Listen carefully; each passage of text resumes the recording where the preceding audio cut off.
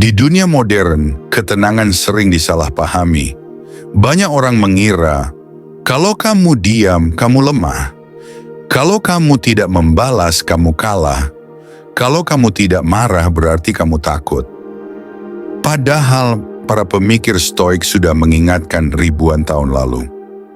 Tenang bukan berarti lemah. Tenang berarti kamu tidak bisa diganggu dari dalam. Hari ini, kita akan belajar bagaimana para Stoik bertahan di tengah hidup yang kacau, dan bagaimana kamu bisa menerapkannya di hidupmu sendiri. 1. Ketika hidup berantakan, Stoik memulai dari dirinya sendiri. Hidup selalu punya cara untuk menguji kita. Orang toksik, keadaan tiba-tiba, rencana yang gagal, dan tekanan dari semua arah. Tapi prinsip pertama Stoicism sangat sederhana. Kamu tidak mengontrol dunia, tapi kamu selalu mengontrol responmu. Ini bukan teori. Marcus Aurelius menulis kata-kata ini saat menghadapi perang, pengkhianatan, dan wabah besar. Dengan seluruh kekacauan itu, dia tetap tenang. Bukan karena dia kuat sejak awal, tapi karena dia selalu mulai dari menguasai dirinya sendiri, bukan keadaan di luar. Dan itulah titik awal ketenangan yang tidak bisa diambil oleh siapapun. 2. Cerita 1. Marcus Aurelius dan malam terpaling sepi. Bayangkan ini seorang kaisar Roma duduk sendirian di tenda perang, mendengar kabar bahwa sahabatnya mengkhianatinya. Prajurit panik, para jenderal ketakutan. Tapi Marcus menulis sesuatu di jurnalnya. Jika seseorang berbuat salah, itu karena ia tidak tahu apa yang benar. Ajari dia, jangan membencinya. Siapapun di posisinya bisa meledak marah, tapi justru disitulah Stoicism diuji. Di momen ketika emosi paling mudah mengambil alih. Ketenangan Marcus bukan kelemahan. Ketenangannya adalah perlindungan dari kejatuhan diri sendiri. 3. Prinsip tenang kamu kontrol penuh atas diri. Ketenangan bukan tentang tidak merasakan apa-apa. Stoicism tidak pernah mengajarkan untuk menjadi robot. Yang diajarkan adalah, kamu boleh marah, tapi jangan dikendalikan. Marahmu kamu boleh terluka, tapi jangan menjadi pahit. Kamu boleh kecewa, tapi tetap berjalan. Tenang adalah bentuk tertinggi dari kontrol seseorang yang mudah meledak. Adalah seseorang yang tidak punya pegangan di dalam dirinya. Jadi, ketika hidup kacau, Stoik mengingat satu pertanyaan. Apa yang bisa aku kendalikan dalam situasi ini? 4 cerita 2. Epictetus dan kebebasan batin. Epictetus lahir sebagai budak. Dia tidak bisa memilih pekerjaannya, tidak bisa memilih kehidupannya, tidak bisa memilih bagaimana ia diperlakukan. Tapi dia menemukan sesuatu yang tidak bisa disentuh oleh siapapun. Kebebasan batinnya.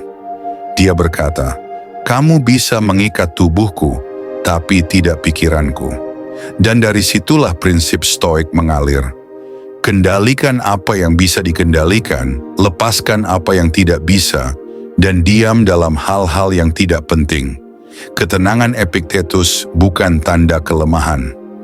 Itu adalah kekuatan yang dibangun dari penderitaan. 5. Ketenangan bukan pasif. Ini adalah tindakan aktif.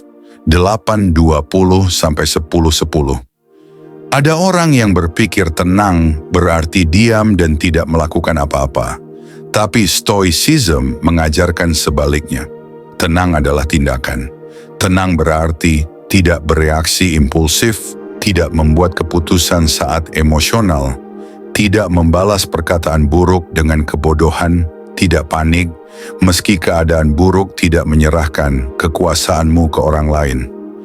Ini jenis kekuatan yang tidak bisa dilihat semua orang, tapi bisa dirasakan oleh siapapun yang berada di dekatmu.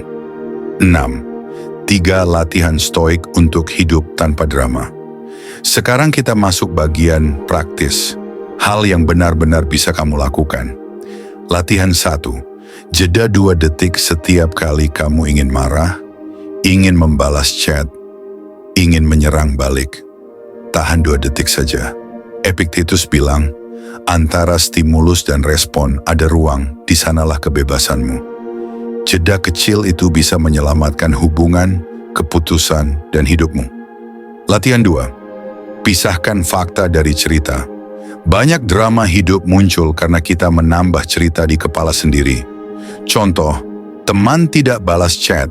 Faktanya, dia belum balas.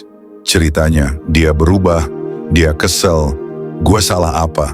Stoicism mengajarkan untuk melihat fakta, bukan imajinasi. Latihan 3. Fokus pada tugas hari ini.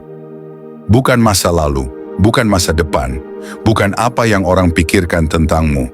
Marcus Aurelius menulis, lakukan tugasmu dengan sepenuh hati, itulah jalan menuju ketenangan. 7. Cerita 3. Seneca dan kehilangan besar. Seneca pernah kehilangan hampir seluruh hartanya. Dalam satu malam, semua hilang. Tapi dia berkata dengan tenang, aku masih punya diriku. Dan selama aku punya diriku, aku tidak benar-benar kehilangan apa-apa. Inilah inti Stoicism. Ketenangan itu datang ketika kamu tahu bahwa apapun yang terjadi dari luar, kamu tetap memegang kendali di dalam ketenangan, bukan sifat bawaan. Ketenangan adalah sesuatu yang kamu latih, kamu bangun, dan kamu jaga. Dan seperti yang diajarkan para Stoik, orang tenang bukan orang lemah. Orang tenang adalah orang yang sudah memahami kekuatannya sendiri. Kalau dunia di sekitarmu terasa kacau, ingat satu hal, ketenanganmu adalah senjata, dan itu milikmu sepenuhnya. Dan kalau kamu merasa video ini membuatmu sedikit lebih tenang atau sedikit lebih kuat menghadapi hidup, maka tetaplah bersama kami di perjalanan ini.